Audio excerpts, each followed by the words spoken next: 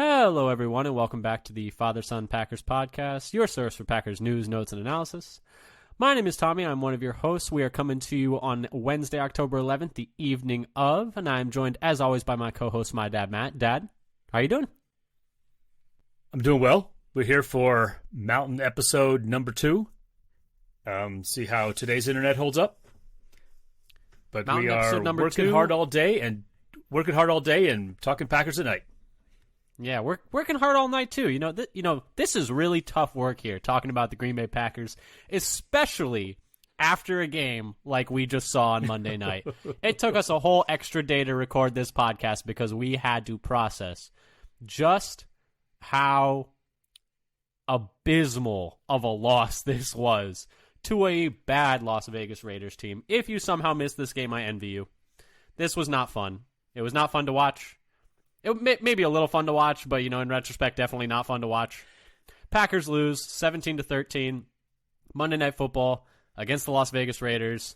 And, Dad, this game just absolutely sucked. This game sucked so hard. It was terrible. To only score 13 points against the Raiders, that hurts. Bad. That's really bad. To only score 13 points, to lose to a Raiders team that had only beaten the Broncos so far this year is really bad. It's bad. There's no two ways about it. We'll be breaking it all down for you here. We'll be talking all about it. Got a lot of interesting things to talk about. Got a lot of tough discussions to have. But before we do any of that, just wanted to pitch a couple of things. If you like what you hear here today, come give us a follow on Twitter at FatherSonPacker. We tweet out articles. We tweet out when we have new episodes out, pieces of news, keep you up to date on everything going on in Titletown. And what better time to come follow us than now, as you get to watch us, be frustrated with the Packers as they head into their bye week. If you like what you hear here even more, come subscribe to us on your podcast platform of choice, whether that's Apple, Google, Spotify, etc., etc. We even put all our episodes out on YouTube. We would really appreciate it. It would really help our numbers. It would really help with algorithm. So, yeah, come give us a follow, come subscribe, turn notifications on, whatever you feel like you're doing. But, Dad, this game, like we already said, was terrible.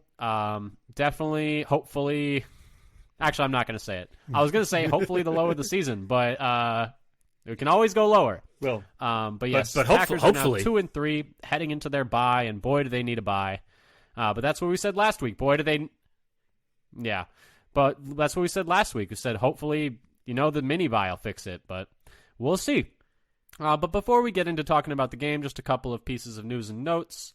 Nothing really major, just that the Packers cut edge rusher Justin Hollins to make room for Patrick Taylor to be on the active roster on Monday, but have since cut Taylor and re-signed Hollins. So just a bit of maneuvers there. Nothing really major. They just really needed wild, Patrick Taylor really wild maneuvering pretty much there for that game. Yeah, exactly. But yeah, so that's that for the news. Moving on to the injury update, though. And, Dad, this one was probably the biggest impact on the game, but going into the weekend, we kind of assumed that Aaron Jones would be able to play in this game and that they would have their star running back after he was on a pitch count against the Lions the previous Thursday night, but ended up missing this game on Monday after, according to Matt Lafleur, re-aggravating his hamstring at Saturday's practice. Hamstrings are notoriously fickle, and re-aggravations happen a lot, but it really makes you wonder, is this going to be just going on for the whole year where he can't quite get back up to 100%? Beyond that, Quay Walker and Darnell Savage left with, respectively, a knee and a calf injury. They left the game and did not return. But according to Rob Demovsky on Twitter, Lafleur has said that they aren't significant injuries and that they might be able to return for the Broncos game post-bye, so at least that's some good news there. Dad, I'm not going to sit here and try and sell you a bill of goods that, if Aaron Jones played this game, they definitely win. They should have won this game either way. They should have won. And there's no excuses, but not having him after game planning him for all week is, that's tough. But at the same time, it's like you're not playing a good team. So it's like, I don't know. Do you want to just get into the game breakdown and start ranting and raving? Because I love ranting and raving. It's my favorite thing. This game deserves some ranting and raving because the Packers scored the fewest points against the Raiders of any team all season so far. That's something I didn't realize. I just looked it up. They had given up 16, 38, 23, 24, and then 13 to us. That sounds about right. This game was a disaster. let's talk a little bit about it. Let's start with the game breakdown. Biggest moment of the game. This is based on ESPN win probability is how we do it. In this one, it was Jordan Love's first interception to Robert Spillane over the middle of the field. Just a yuck decision. He said he just didn't see the linebacker. I think he was trusting that the play action would draw the linebackers up. Kind of similar to his interception against the Lions where Anzalone tipped it up in the air and then it was intercepted by someone else. I think maybe he just was like, oh, the play action draws the linebackers up and then I throw it here. But he just said he never saw the linebackers. This was a 25.9% swing from a 50.1% chance of winning for the Raiders to a 76% chance of winning for the Raiders. So, yeah, not great. I was trying to watch. Well, I was watching the replay of that play, and I'm thinking, is he looking off to the left? Is he doing a no-look pass on this? It was a little hard to tell exactly where his eyes were turned on the replay. That's just showing him as he throws the ball. Yeah, I didn't necessarily know if it was that, but for me, yeah, you can't make that decision there. But Dad, do you want to talk about the receiver wasn't even open without him there? Not even a little open. Yeah, I think if you want to talk about the offense first, this was definitely Jordan Love's worst game so far this year. It was bad. It was a bad game. I think like we've said all year, the only thing that matters is how he looks this year. Past 2 weeks have been the worst 2 weeks for him so far of the year. The fact that he's kind of getting, the Lions game, I wouldn't say was his fault. This game, he was not good. Some of the play calling was questionable, but he just wasn't good in this game. We can get into that. Do you want to start? Let's start with a conversation about Jordan Love. I'm just going to read off some stuff. He was not good in this game. 16 of 30 for 182 yards, no touchdowns, 3 picks. 77 of those yards were on one play. So besides that, it was just 15 of 29 for 105 yards. By far his lowest PFF grade of the year. He just hasn't been seeing the field well the last 2 weeks. And according to Rob Domofsky, he went 2 of 10 with 3 interceptions on throws past 5 yards down the field. It's just not good enough. They didn't get their first third down conversion via the pass until the fourth quarter. Went 4 of 12 on third down for the day overall as a team. It's just bad. I remember when they announced. Do you have anything you want to add? Well, I remember when they announced that during the game that this is the first down by pass. I'm like, wait, what? And so I could talk a little bit. I have bad things as well about Love, so maybe I'll do that next. So as you said, it's like the worst game by Love this year. It's only a 47 PFF grade and a QB rating of 32. His QB rating trend: week 1, 123, then 113, then 66, 69, and 32. His EPA per play also trending down. This week it was negative 409. In week 4, it was negative 264. Week 3, it was 0.092. Week 2, 0.405. And week 1 was 0.546. So getting worse every week. In addition to that, that one play with the interception where he basically threw it right to the linebacker, he had other kind of batter off target plays, like when he tries to do that pass across the field to Dylan Flatty, he way underthrew him so that he couldn't get it before it bounced off the turf. And I felt like in the last interception of the game, he underthrew Watson on that one. And just basically, it wasn't even a 50-50 ball. He had other plays, though, that weren't his fault. I feel like the other deep pass to Watson that he missed, it's kind of off his fingertips, he didn't quite track the ball well. I think he tried to lean into the defensive back, but the pass was actually out in front of him, and so then he couldn't reach it by the time when the ball got there. But still, not a good game for Love, except for running. He ran well. I didn't think Watson had a very good game in this one. I know he had that big 77-yard catch, but I didn't think he tracked the ball particularly well. I think it was Andrew Hawkins on ESPN was talking about how he feels like when Watson turns back to track the ball, he slows down substantially. So a few ones that look like overthrows are just Watson not maintaining speed through his breaks. I don't know, but for Love, I mean, worry meter 1 to 10. Where are you right now? 10 being very worried, 1 being not worried at all. I think I'm firmly at like a 5. I'm like at a 5 going to right say, now. I'm a little bit more at a 7. You're at a 7 on the worry meter. It has not been good the last 2 weeks. I think I'm more worried It than has that. not been good at all. No. I do think... And even his I good games think have some the play troubling calling was underlying bad. numbers.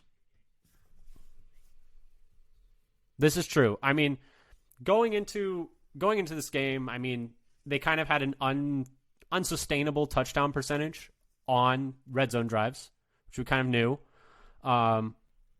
The fact that his EPA per play was so high when his completion percentage over expectation was really low was not, that's hard. But yeah, no, it's tough. Yeah. Yeah. And also they're like points per yards gained. It's also seemed kind of unsustainable. Yeah. I mean, I don't really know what, I think the big thing is you'd like to be seeing him get better each week.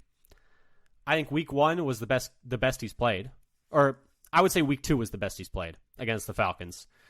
Week 1 was good. Week 3 had good moments, but weeks 4 and 5, I don't really. The Lions game is whatever. I think that was an entire disaster head to toe of the entire team. But this game, I would say, was he lost them the game in this one. I think 3 interceptions, only thrown for 180 yards. I know I have problems with how some of the play calling was in the first half, but it's just not great. And he got a little better in the second half. But so according to Peter Bukowski, this is an interesting stat in a not fun way. He's pretty much like the worst quarterback in the league in the first half of games. But he does lead the NFL in EPA per play in the second half of games, so give him at least something there. But at the same time, like, he didn't play well in this game. There are times nothing feels easy for this offense right now at all. And maybe we can transfer into talking about some other parts of this offense that are frustrating right now, because it just seems so difficult for the offense as a whole. Is there anything more you wanted to say on Love? I feel like we kind of covered it. Yeah.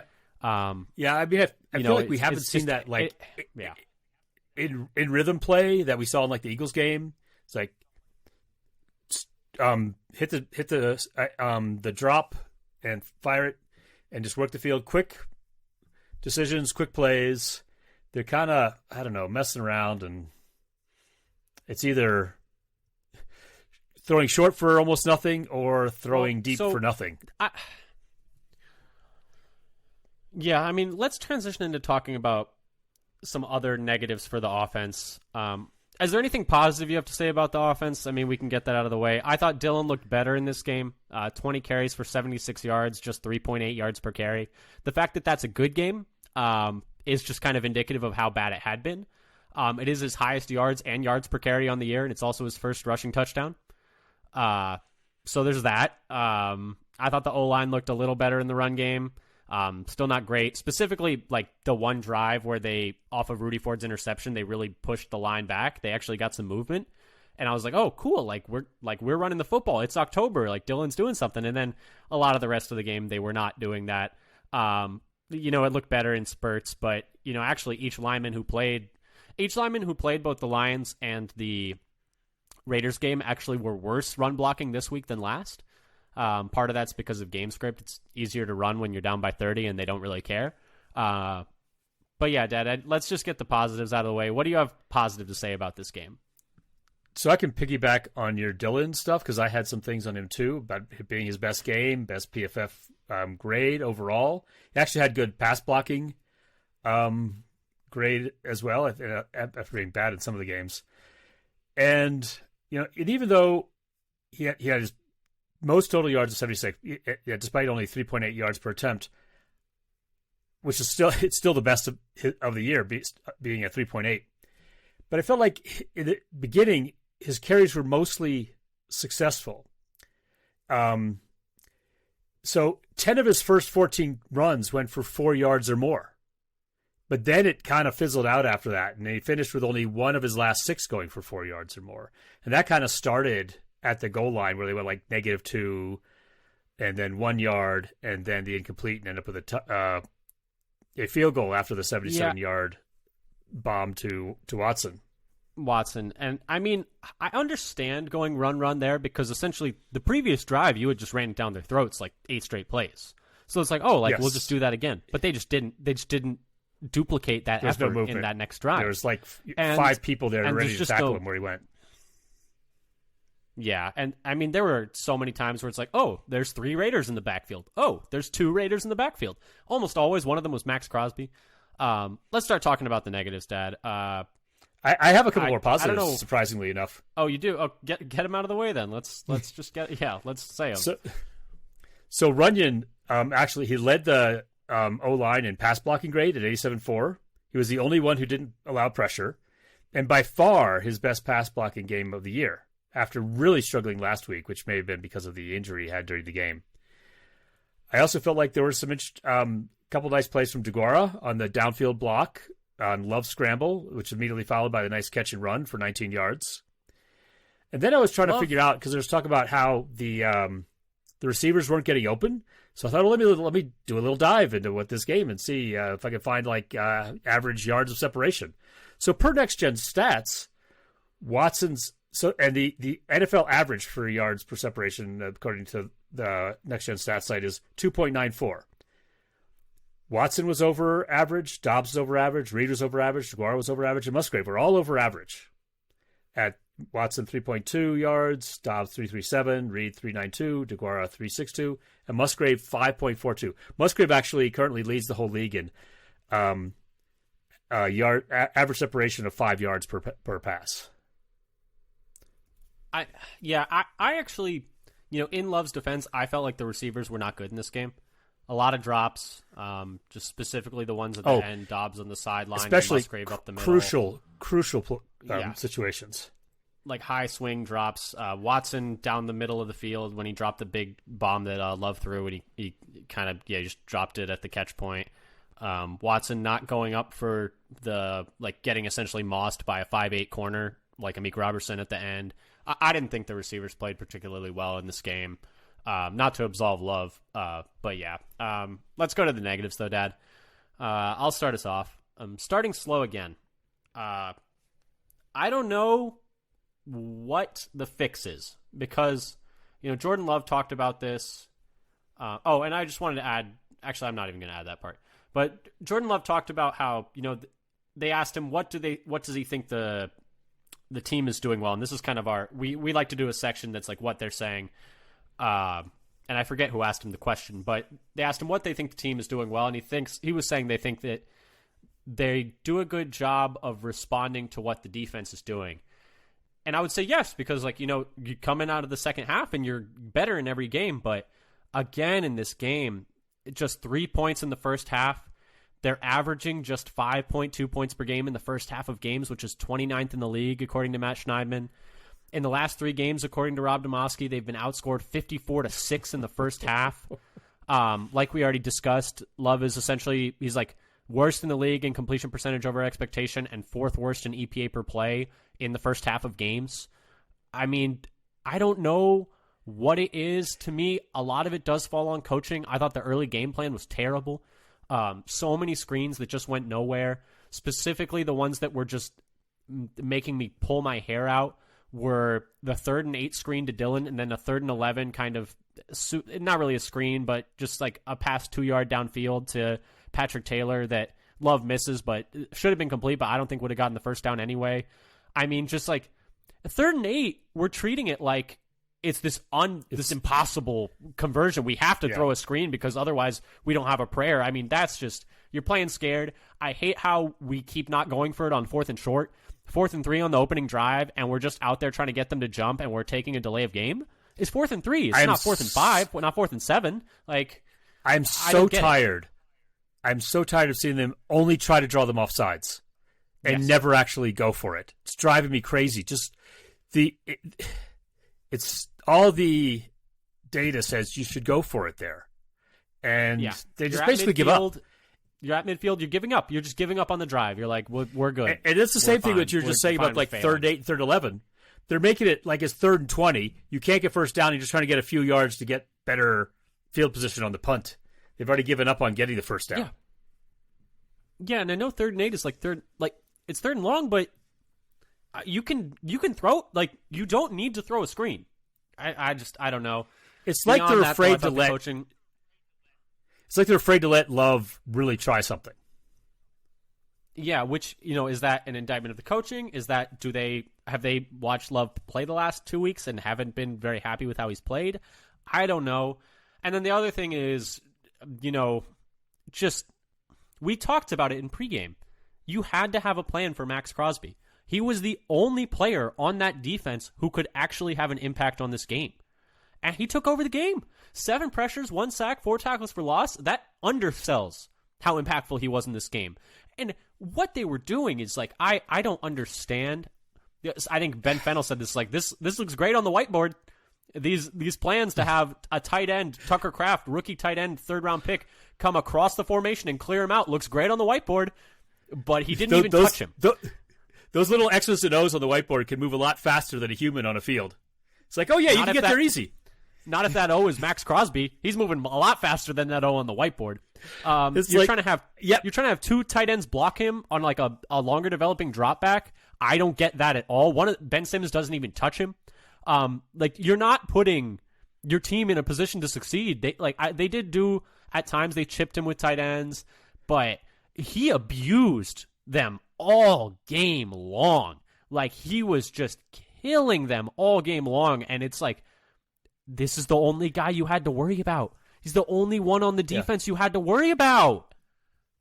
But the thing that really drives me crazy, you can expect he's a great player, he's going to make plays. But when you make plans that anybody would look at and say, this is going to fail, why do you do it? It's why do you have Kraft going across the formation to try to block him? He can't get there in time. It's already too late. He's gone. He's in the backfield. It's done. Play's dead. You knew that before the play started. And having why do you have 2 tight ends trying to block their best pass rusher instead of having a tackle in there? 2 rookie tight ends.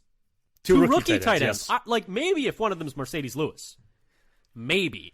But, I don't know. I did not like the game plan in this game at all. I thought this was one of Lafleur's worst performances as a coach in terms of putting players in position to succeed. Just not. It felt like they didn't give the offense a chance. For a lot of the game, they just didn't even I don't know. What did you have, Dad? So the other bad things. So part of it we just talked about was the Crosby and not really having intelligent blocking schemes for him. And then we talked about Love. But one more thing, we had talked about this before the game about how the Raiders were actually kind of soft in the middle against the passing game. Well, we only had 1 attempted pass in the middle between 10 and 45 yards. So they hardly even attacked the middle of the field. But when it's not like it went very in Vegas, well. You had but they're last in the league there. They're dead last in the short and intermediate middle of the field by DVOA. Yeah, but that's where we threw 2 of our 3 picks was thrown in the middle of the field. So that was another. So the second one was, another one of Love being kind of a little off target, not leading him, giving a chance for the DB to come in. Anyway, yeah. How come we couldn't abuse these defensive backs? Is a mystery to me. Yeah, I don't know. It was a bad game. It was a terrible game from the offense. Is there anything else you really want to talk about with them? I mean, I don't know. And the thing is, Jones coming back is not going to fix that. And I don't know entirely.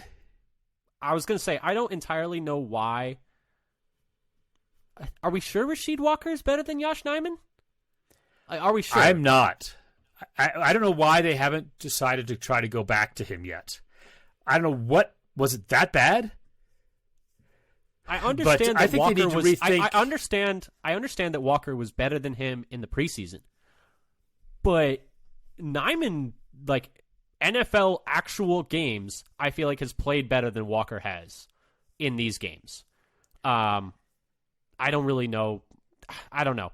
Do you put the tackles were getting killed? Rasheed Walker was getting killed by Max Crosby in this game, and that's understandable. He's a 2nd-year, 7th-round pick at tackle who. He struggles especially in run blocking. And the team can't run the ball. None of them can really run block very well right now. So it's not I hate to single him out, But, I mean, I don't know. I don't know. I'm interested to see if they change anything after the bye. I said this last week, though. I was like, maybe they go to Nyman after this mini bye. They stuck with Walker. And I don't know that Nyman would for sure be better, but I know that Nyman has had, I think, on average, looked better in actual NFL games than Walker has. I don't know. I'm not entirely sure why they're sticking with Walker at this point. And we kind of saw it last year where, to start the season, they made some... I think last year was obviously worse, but they made some questionable decisions on personnel along the offensive line, and then they changed it later. But I don't know. I would be interested to see what Nyman would give you there at left tackle. And that's just kind of my 2 cents on the issue. I'd like to see it anyway. And also, I feel like they're going to need to rethink their kind of whole game plan approach. What kind of plays they're calling. It seems like they do very little in the intermediate depth of the field right now. Maybe to Musgrave and almost nobody else. I'm not even... To me, it's like, has a single run to the outside worked this year? Have we run outside left tackle or outside right tackle one time with success this season? We're getting... And they need to take every, ball, I would say anytime they take like one of those like reverses or sweeps out to the wide left, especially, but wide, there's like 6 defenders there every time. We're not fooling anybody. Please burn that play and bury it deep, deep, deep down and never bring it back out again. The thing is just so it on, fails. On burn list, I would just say that play has been a guaranteed drive killer every time they brought it out. The thing is, that play has been a guaranteed drive killer. Like, burn book that play, burn book the tosses, burn book the option to the outside. I feel like most of their runs to the outside have been horrible all year. And that's not to say that their runs up the middle have been good, but like they're getting negative yards when they run outside at an alarming rate. I got to look this up. I'm going to look this up for the next episode, but we might need to do a preemptive autopsy on what on earth is going on with this run game. Because, and maybe, I don't even know, I'm just spitballing. Maybe having Nyman in there instead of Walker might help. I can't say for sure that it will. I like, Walker's struggle right now is he can't run block. He's the worst run blocker on the team. I don't know how you fix it, but it's just not working. It's just not working. They have to burn books. I mean, we could say that we're going to run out of plays to run. I hear you, exactly what I was about to say. When I hear you list off what they're going to get rid of, we're running out of plays to run. Yeah. Like, it's just bad. It's so bad. I mean, the run game is bad. The pass game had been like essentially carrying the offense, and now it's falling apart a little bit. They're not running RPOs. I can't remember where I read this tweet, but they only ran like a couple RPOs in this game. I don't hardly really used it at all, and I don't understand it. And a lot of the people who study a lot of football tape don't understand it either.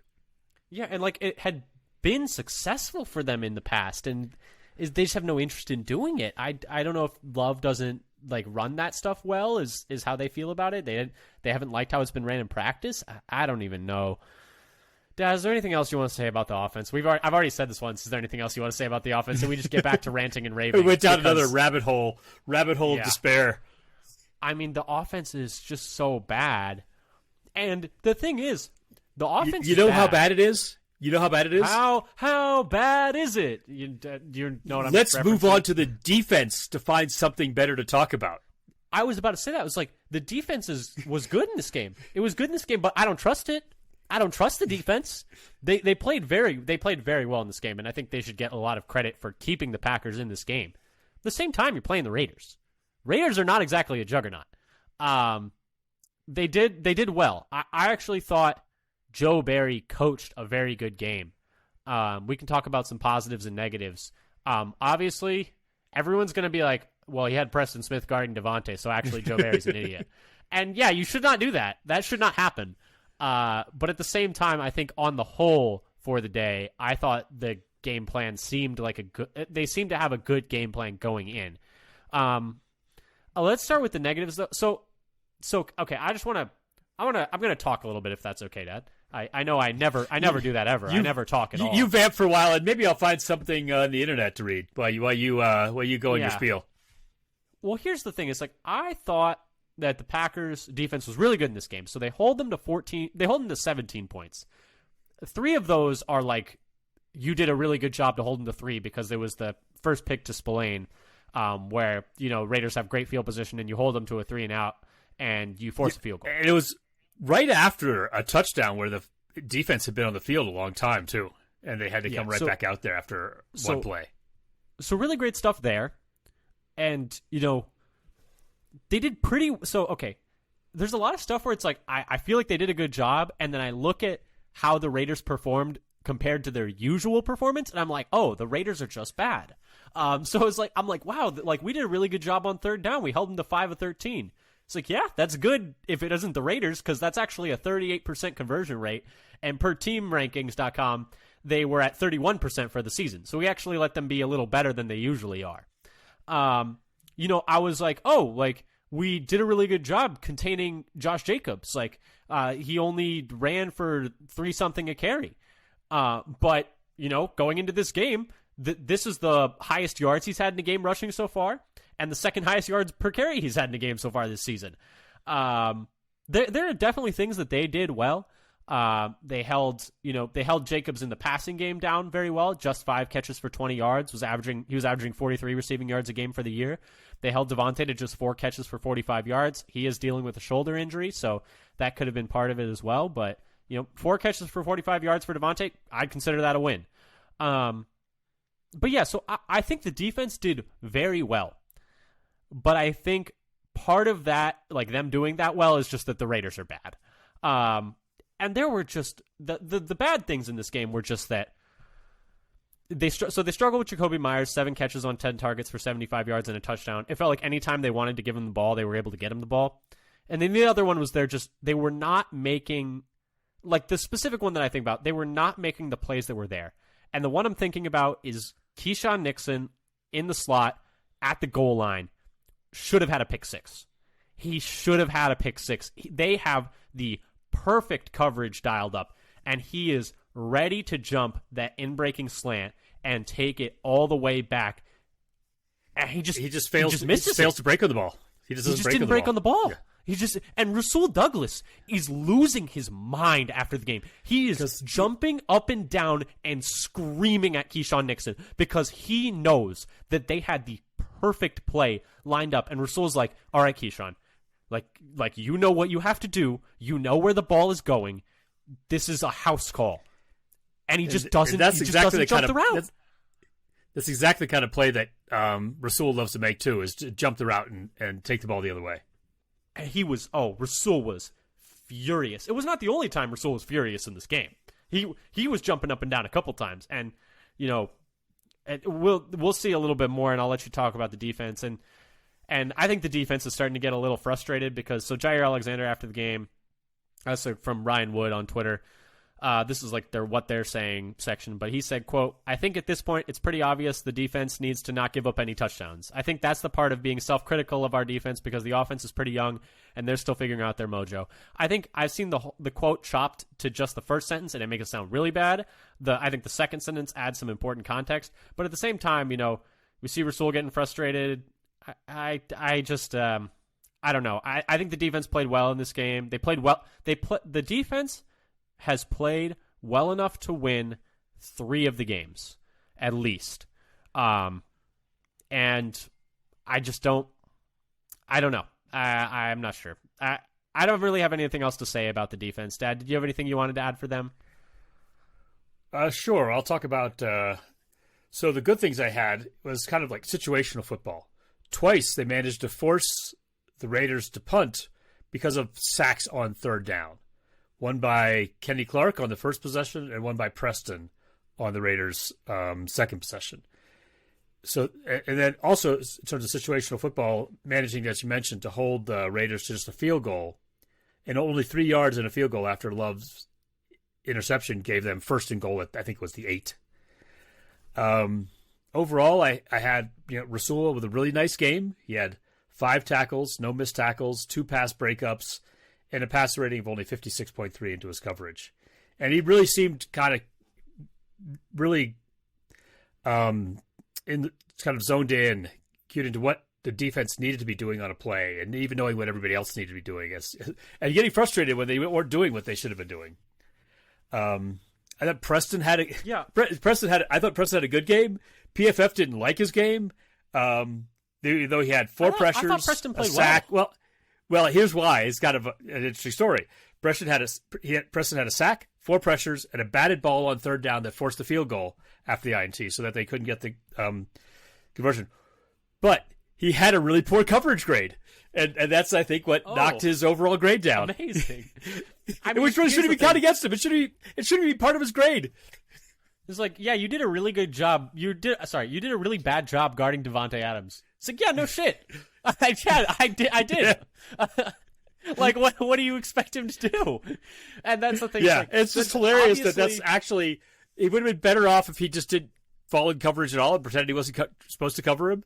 But he was good at tackling, good at pass rush, but then his coverage grade was like in the 20s because why is he in coverage in the first place? Yeah, no, and the thing is, like, that, like, I think people. And so that was people have. So I got to give. Go ahead. I was just saying, I got to give Preston some props for having a good game, even though his overall grade wasn't good. Yeah, and I thought that. So, what are your thoughts on? So, I feel like I've seen a lot of people complain about Joe Barry after this game and using that play as, like, evidence for it. I feel like Joe Barry played a good game. I think overall they had a good game. I think every once in a while we run into a situation where there's a call that is obvious is going to fail. To me, though, that's not even. But to me, that's not that. Like, that is, you make a call, and then they get into a look that really breaks that call. So it's like, what would you have them? Would you have them call a timeout? Would you burn a timeout there? Is that worth it? It's worth have it him if it's worth it in the goal in the close red zone when you got to give him a touchdown. Would you have Preston, like, hey, if you find yourself matched up with Devontae Adams, jump offside, just take the penalty, tackle him. I heard people say that take that 5-yard penalty, and there it wouldn't even be a 5-yard penalty, right? Or maybe it would have been. I'm not sure. Were they close enough where it wouldn't have been a 5-yard? No, that was later. But this one actually was probably one of the cleaner called games. But we do get things every once in a while. It's like, okay, that was never going to work. Just like the blocking with tight ends against Max Crosby was never going to work. We see some of those things on the defense too. I have a few kind of. One of them was probably, I've heard people say that it's more of a bad execution by Luke Van Ness rather than bad alignment with Ford at the goal line on the Jacoby Myers touchdown, their first touchdown of the game, where by the time he's caught the ball, he's already guaranteed to get in. But people say that Lucas Van Ness was supposed to drop immediately, and he kind of takes a step in, and then he can't kind of cover that passing lane. I'm not sure exactly what was supposed to happen there, but the play was kind of failed from first step. The more I think about it, this game is so frustrating because the Raiders tried to lose the game. They kicked, they missed 2 field goals, and we'll talk about the special teams in a bit. Josh Nijman with the block on one of those. But the fact that they kicked a field goal on 4th and whatever, 4th and not much. 4th and 1. I think it was 4th and 1. I thought it was less than that even. I thought it was like 4th and a half. Yes. Thinking. I mean, officially 1. Yes, but yeah. Like, the fact that they bail you out, because let's be honest, I don't think there was as well as, even if the defense was playing out of their mind, I wouldn't expect them to stop like a quarterback sneak there or a run there. Almost nobody stops that play. Exactly. So it's like they bail you out by kicking a 53-yard field goal there because Josh McDaniels doesn't understand end of game management, as we've seen multiple times. They missed the kick, and then they missed a different kick. The Raiders are not good, and you lost to a team I still. And I was saying this in the pregame. I was like, I don't see how they lose this game. I'm an idiot, apparently, because well, apparently by that analogy, you're just blind. I don't know. I couldn't see it. I was literally going into this game. I was like, I have no idea how they would lose to the Raiders. The Raiders are terrible. I was right. I was half right. The Raiders aren't terrible. The Raiders are terrible. The Raiders are not good. Do we just need to stretch our imaginations a little bit to figure out how we're going to lose a game? The two teams that the Raiders have beaten are the Broncos by a point. By a point. And us. Yeah, a team that gave up 70 points? A team that is statistically one of the worst defenses of all time. Like, that's the company we're in right now. And we're playing them after the bye? We're playing the Broncos? You don't want to hear me on this podcast if we lose to the Broncos. You do not want to hear me. If we lose to the Broncos, marking, blow it up. Yes, blow it up. Tank. If we lose to the Broncos, tank. If we lose to the Broncos, we're already in the running for one of the top picks of the draft. We'd have to That's be. a good point. If we're bad enough to lose to the Broncos. But the problem is we've already won 2 games. But I don't want to entertain the tanking thing yet because there's a lot of football to be played, and you can bounce back after the bye, get a little healthier. But I think they need to re-examine how they're scheming and planning things. I think they're not actually doing a good job on offense of game planning. But I had a couple of things more. I was going to say I'm kind of done with the defense. I want to talk more about the offense. Can we go back to the offense? I actually have some more on the defense. Okay, go ahead. Some bad things. So Jimmy G was 11 for 11 in the middle of the field with only 2 of the throws beyond 10 yards per Next Gen Stats. So they basically let him do the only thing he's good at. Let him throw where he's had by far the most success when throwing past the line of scrimmage this year per PFF. I think losing Quay Walker in this game really had a big impact here, and that's part of that's connected to the Jacoby Myers getting the ball almost any time they needed, and they also was Michael Mayer invisible? He had his average yards of separation in this game. Can I know what it was? Can I put a caveat? Can I put a caveat here?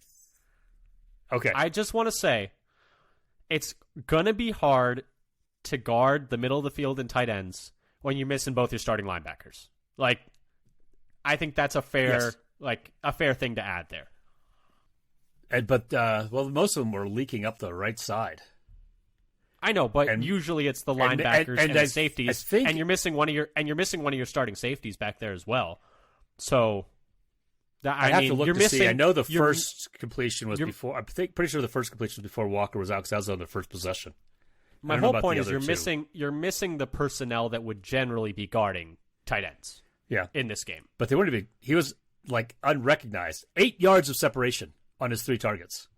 Gained 39 yards on 2 catches, and the one he was most open for, Garoppolo just missed him. Yeah, and I remember exactly which play. He just overthrew him. It was down. He's down and low. Right. He's running towards the line of scrimmage and then throws it and overthrows him a little bit too much for him to get it. There's a vast sea of green in front of him. But part of what this gets me to my things that make us think what is the state of pass coverage in the middle of the field if we are without Walker and Campbell at the same time? It's just a wasteland. It's not good. I mean, but the thing is, you can say that about almost any team in the NFL. If any team in the NFL is missing their 2 starting linebackers and one of their starting safeties, it's not going to look great. So it's I'm not really that concerned about it because any team it was like how against the Lions, I was like, okay, your left tackle's out, your left guard's out, your right guard's hurt, your right tackle's hurt. It's not going to look good. I hate to be, I'm not reinventing the wheel. I'm not telling you anything you haven't heard before. But any team in the NFL that is missing or has hurt 4 of their 5 offensive linemen is going to get wrecked up front. Okay, that just can I have a question related to that?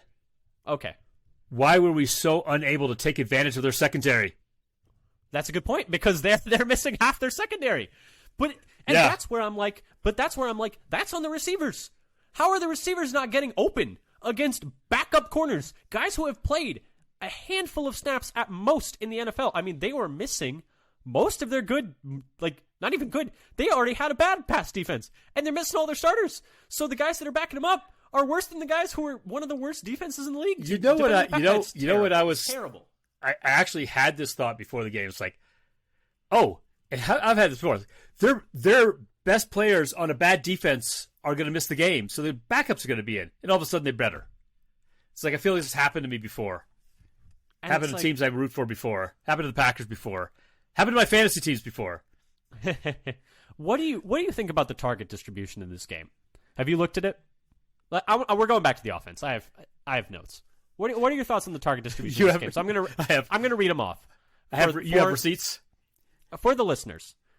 Christian Watson 7 targets. Luke Musgrave 7 targets. Patrick Taylor 5 targets. Romeo Doubs 4 targets. Jaden Reed 2 targets, and then no one else with more than 1 target. I don't like it. I'm not a fan because the Watson ones are all just downfield deep like prayers pretty much, and then one like quick out, and then the one on the pick. But like four of those. This is what I feel shots. about the offense.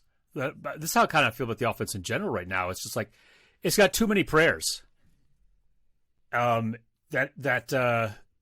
It's like what 15% success rate if we're doing well, and not enough work for Reed in this game. I thought they would try to take advantage of Reed across the middle with a backup slot corner.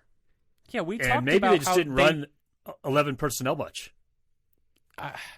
So I can check that actually really quick, but the thing is, you know how we complained all last year about performative deep balls, and we're just chucking it downfield just for,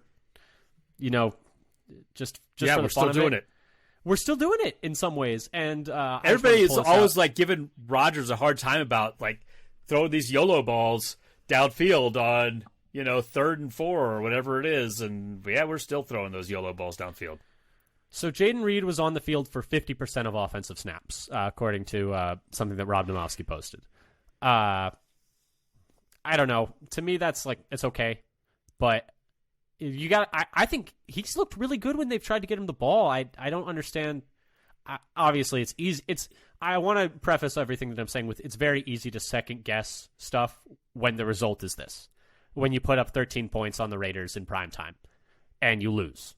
So that's fair. That's a fair criticism. I sure hope the coaching staff is looking at it in hindsight and analyzing what the hell was going on after a game like this.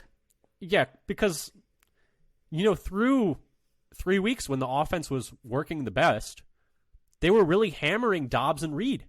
And in this game, they had a combined 6 targets for 2 catches and 11 yards. And one of those because Doubs had a pretty rough drop on that right sideline, but I don't see it. I don't understand. There's no rhythm. It's so disjointed. Everything feels difficult. Everything feels like you're either throwing it 50 yards downfield or you're throwing it 2 yards downfield.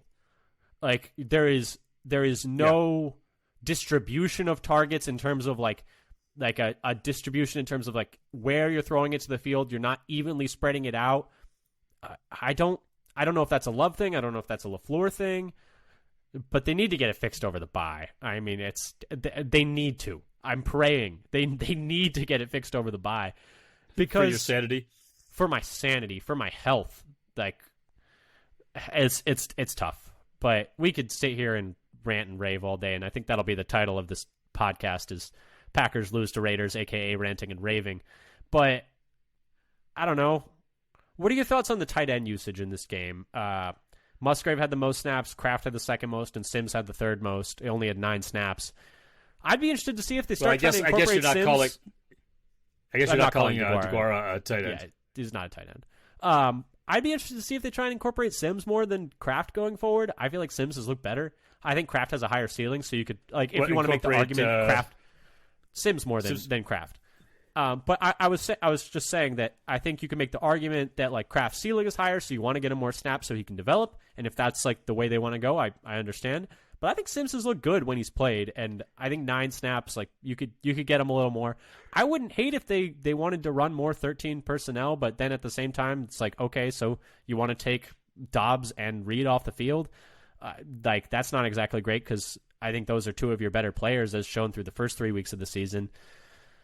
Yeah, I don't know. There's a lot more questions than answers right now, I guess. Sims looked good on that one catch that he had earlier. At first I saw it, I was thinking, ooh, the Kraft's getting a catch. It's like, oh wait, no, that's not Kraft. That's Sims. Yeah, he did very well. But that was like the only thing he really did in the day. So I guess anyone can make one play. So maybe I'm just looking for hope, just anywhere I can find it. But yeah, anything else you want to add on the offense or the defense, Dad? Should we wrap up with special teams? I thought the special teams was fine. It was a disaster previous week, so I'm not going to trust it yet. But Carlson, knock on wood, has still not missed a kick. He outperformed his brother in this game, which is pretty cool. Josh Nyman with a block on the kick. We'd love to see it. Anything you wanted to add? Well, it was really just like a lot of touchbacks and fair catches from both teams. There were a couple like 2-yard or maybe there's 1 6-yard return in there, but otherwise there was very little really good directional punting by the Raiders, and mostly fair catches on both sides. Or the kickoff was actually going out of the end zone, not even a chance to like try it 9 yards deep. So there wasn't really much to say about it. Yeah, what are your thoughts on them putting Keyshawn back there on that punt return? I don't know. I think maybe they're just searching for a spark. That's fair, but I have never particularly considered Keyshawn a very dynamic punt returner. He's an elite kick returner. But I feel like when he goes to return punts, I almost think Reed is better at punt returning right now. Like, we've seen more success from Reed punt returning than we have from Keyshawn. Reed's had some good punt returns. Yeah, and that was kind of a weird one because they were like both back there. It almost seemed like they were trying to. I thought like on first watch, that they were trying to do the thing where it's like one guy goes the opposite direction of where the punt is going, and then try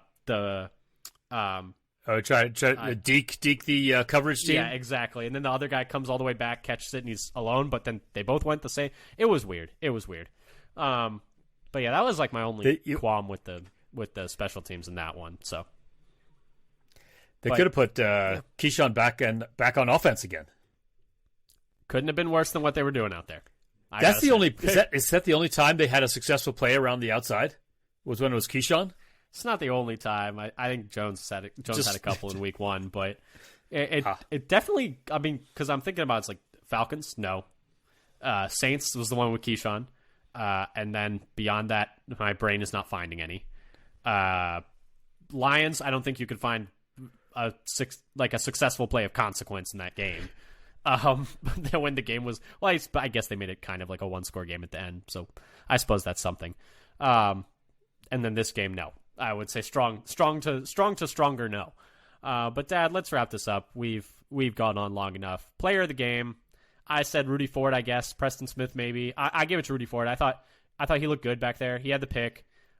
He did allow the touchdown. He was I don't understand why he was playing with outside leverage with no help inside. That didn't make any sense to me. But beyond that, he had a really nice tackle in Jacobs, short. He was playing without like his usual running mate in the secondary, so that adds some difficulty there. But yeah, I thought I would say Rudy Ford was my player of the game. Yeah, I went with Rasul.